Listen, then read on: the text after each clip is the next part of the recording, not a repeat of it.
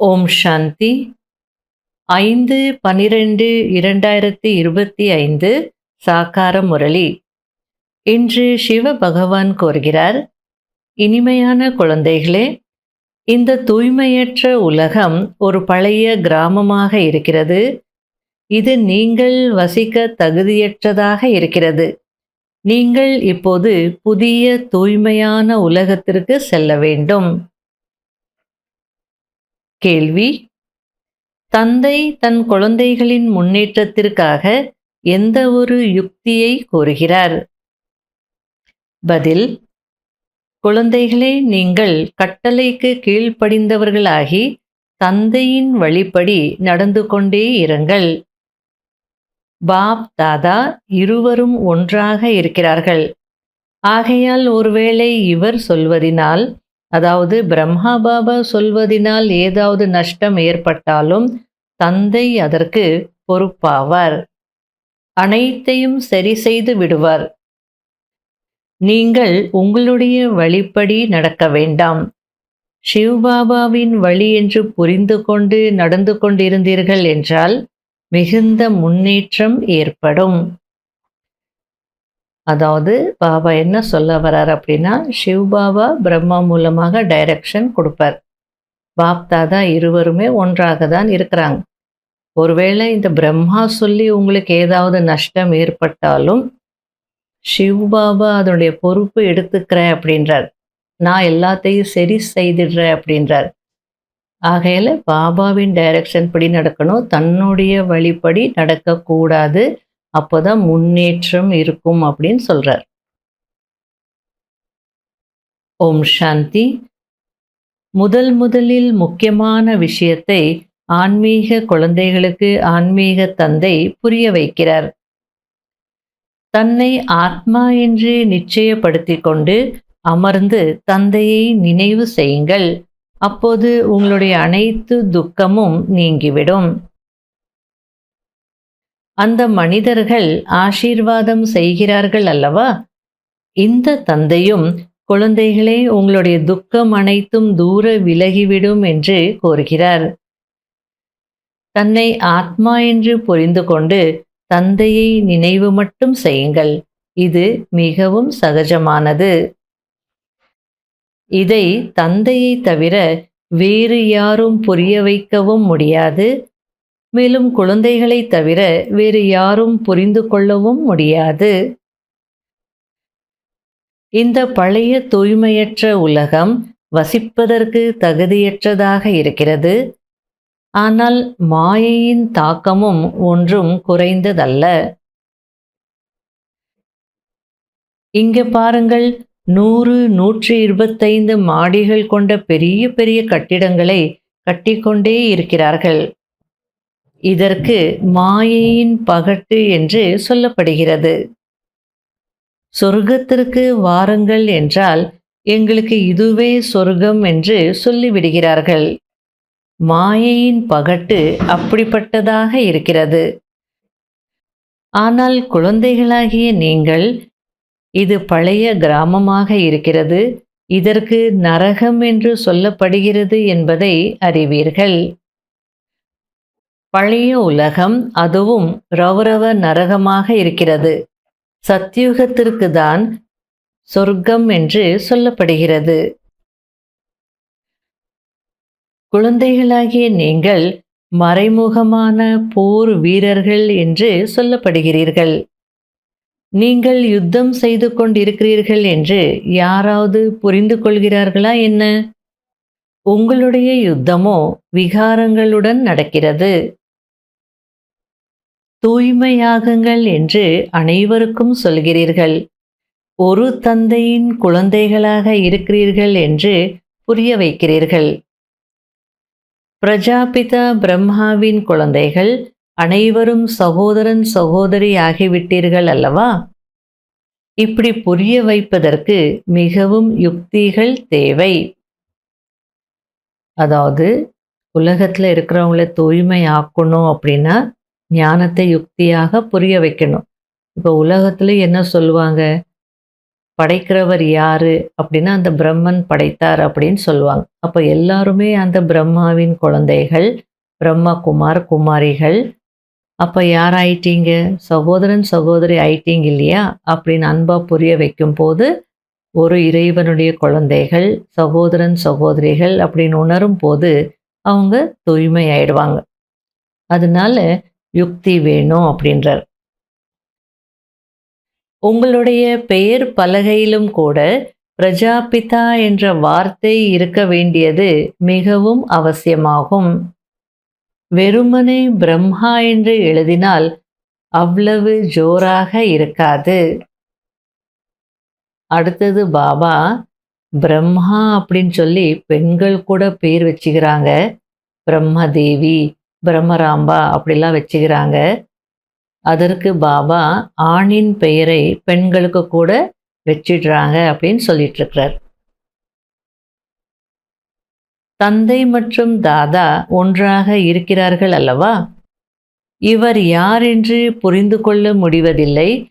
எனவே என்னுடைய கட்டளையை கூட புரிந்து கொள்ள முடிவதில்லை என்று சிவபாபா கூறுகிறார். தலைகீழாக சொன்னாலும் சரியாக சொன்னாலும் சிவபாபா சொன்னார் என்று நீங்கள் புரிந்து கொண்டீர்கள் என்றால் அதற்கு சிவபாபா பொறுப்பாளராக ஆகிவிடுவார். இவர் சொல்லி, அதாவது பிரம்மா பாபா சொல்லி ஏதாவது நஷ்டம் ஏற்பட்டு விட்டாலும் கூட சிவபாபா பொறுப்பாளராக இருக்கும்போது அவர் அனைத்தையும் சரி செய்து விடுவார். தந்தை குழந்தைகளாகிய உங்களுக்கு வழி கொடுப்பதற்காகவும் புரிய வைப்பதற்காகவும் எவ்வளவு தூரத்திலிருந்து வருகிறார். வேறு யாரிடமும் இந்த ஆன்மீக ஞானம் இல்லை. முழு நாளும் மனிதர்கள் புரிந்து கொள்ளும்படியாக என்னென்ன எழுதலாம் என்று சிந்தனை செய்து கொண்டே இருக்க வேண்டும். மனிதர்கள் என்னென்ன கேள்விகளெல்லாம் கேட்கிறார்கள். நீங்கள் எதுவும் சொல்லாதீர்கள். அதிகமாக எதுவும் கேட்காதீர்கள் என்று சொல்லுங்கள். முதலில் ஒரு விஷயத்தை நிச்சயப்படுத்துங்கள். அதிகமான கேள்விகளின் அடர்ந்த காட்டில் விழுந்துவிட்டால் பிறகு வெளியேற வழி கிடைக்காது.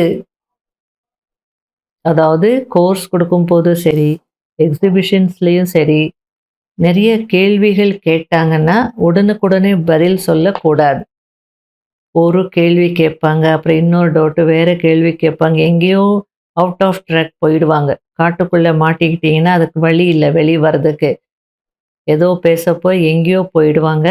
ஆகையால் பாபா முதல்ல ஒரு விஷயத்தை நிச்சயப்படுத்துங்க, இல்லைன்னா அதுலேருந்து வெளிவரவே கஷ்டம் அப்படின்றார்.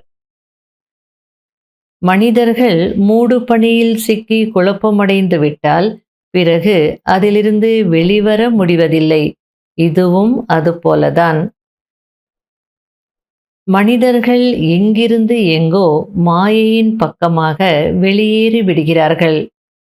ஆகையால் முதலில் அனைவருக்கும் ஒரு விஷயத்தை சொல்லுங்கள். நீங்கள் அழிவற்ற ஆத்மா, தந்தையும் கூட அழிவற்றவர், பதித்த பாவனர். நீங்கள் தூய்மையற்றவராக இருக்கிறீர்கள். இப்போது ஒன்று வீட்டிற்கு செல்ல வேண்டும் அல்லது புதிய உலகத்திற்கு செல்ல வேண்டும் என்று சொல்லுங்கள். தந்தை கூறுகிறார், முதலில் தன்னை ஆத்மா என்று புரிந்து கொள்ளுங்கள் மற்றும் தந்தையை நினைவு செய்யுங்கள். இதுதான் நினைவு யாத்திரையாகும். ஒவ்வொருவரும் தங்களுடைய பிரஜைகளை உருவாக்க வேண்டும். மனிதர்கள் நேரத்தை மிகவும் வீணாக்குகிறார்கள். அவர்கள் மிகவும் பாவப்பட்டவர்கள் என்று தந்தை கூறுகிறார். மனிதர்கள் அவங்களுடைய நேரத்தை எப்படி வேஸ்ட் பண்ணிட்டு இருக்காங்க, பாவம் அப்படின்றார் பாபா. எவ்வளவுதான் பெரிய பெரிய பதவியில் இருப்பவர்களாக இருந்தாலும் அதெல்லாம் மண்ணோடு மண்ணாக போகிறது என்று தந்தை அறிவார். இன்னும் கொஞ்ச சமயம்தான் இருக்கிறது. விநாச காலத்தில் விபரீத புத்தியுடையவர்களின் அழிவு ஏற்பட போகிறது. நாங்கள் சிவபாபாவை மிகவும் நினைவு செய்கிறோம் என்று நிறைய பேர் சொல்கிறார்கள். பிறகு அவர்கள் பறக்கத் தொடங்கி விடுகிறார்கள். போதும் பாபா, நாங்கள் சேவையில் நிறைய பேருக்கு நன்மை செய்வதற்காக செல்கிறோம் என்கிறார்கள். அதாவது நல்ல பாபாவை நினைக்கும் போது பாபாவுடைய அனுபவங்கள் நிறைய கிடைக்கும். அப்போ என்ன சொல்வாங்க? போதும் பாபா, நாங்க போய் சேவை செய்யணும், நிறைய பேருக்கு உங்க செய்தியை கொடுக்கணும் அப்படின்னு சொல்லுவாங்களாம்.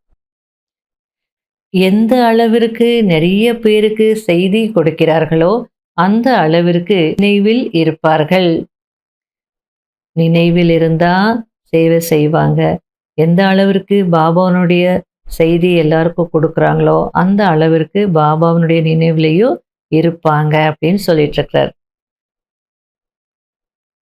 நிறைய குழந்தைகள் பந்தனம் இருக்கிறது என்று சொல்கிறார்கள். அதற்கு பாபா, அட பந்தனம் முழு உலகத்திற்கும் இருக்கிறது. பந்தனத்தை யுக்தியின் மூலம் துண்டிக்க வேண்டும். நிறைய யுக்திகள் இருக்கிறது என்று கூறுகிறார். இவை மிகவும் தொலைநோக்கு புத்தியுடன் புரிந்து கொள்ளக்கூடிய விஷயங்கள் ஆகும். கடைசியில் நாம் எப்படி டிரான்ஸ்ஃபராக போகிறோம் என்பது அனைத்தும் காட்சியாக தெரியும். நீங்கள் புதிய உலகத்திற்காக படிக்கிறீர்கள். இப்போது சங்கம யுகத்தில் இருக்கிறீர்கள். படித்து தேர்ச்சி அடைந்தால் தெய்வீக குலத்திற்கு செல்வீர்கள். உங்களுக்கு 21 பிறவிகளுக்கு ஆரோக்கியமும் செல்வமும் கிடைக்கும். குறைந்த விஷயமா என்ன? இங்கு செல்வம் இருக்கலாம், ஆனால் பேரன் பேத்திகள் சாப்பிட அவகாசம் இல்லை.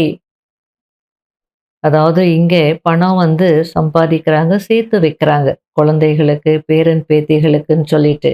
ஆனா பாபா என்ன சொல்லிட்டு இருக்கிறார் அப்படின்னா, பணம் இருக்கலாம், ஆனால் பேரன் பேத்திகள் சாப்பிடுவாங்கன்னு சொல்ல முடியாது. அது வரைக்கும் உலகம் இருக்காது. ஆகையால அதுக்கெல்லாம் டைம் கிடைக்காதுன்னு சொல்றார். பிரம்மா தந்தை அனைத்தையும் இந்த சேவையில் ஈடுபடுத்தி விட்டார் என்னும் போது எவ்வளவு சேமிப்பாகி விட்டது. அனைவருடையதும் சேமிப்பாகுவதில்லை. எவ்வளவு லட்சாதிபதிகள் இருக்கிறார்கள். அவர்களுடைய பணம் எந்த வேலைக்கும் உதவாது. கடைசியில விநாசம் நெருங்கும் போது எங்களுடைய பணம் எடுத்துக்கோங்க, எங்க வீட்டில் கீதா பாடசாலை நடத்துங்க அப்படிலாம் நிறைய பேர் வருவாங்களா. ஆனா பாபா டச் பண்ண மாட்டார். அந்த லாஸ்ட் நேரத்தில் நான் எடுத்துக்கிட்டேன்னா அப்புறம் கொடுக்க வேண்டியதாக இருக்கும் இல்லையா, அது சாத்தியம் இல்லை. ஆகையால பாபா ஏற்றுக்க மாட்டாரா கடைசியில் கொடுத்தா. நல்லது.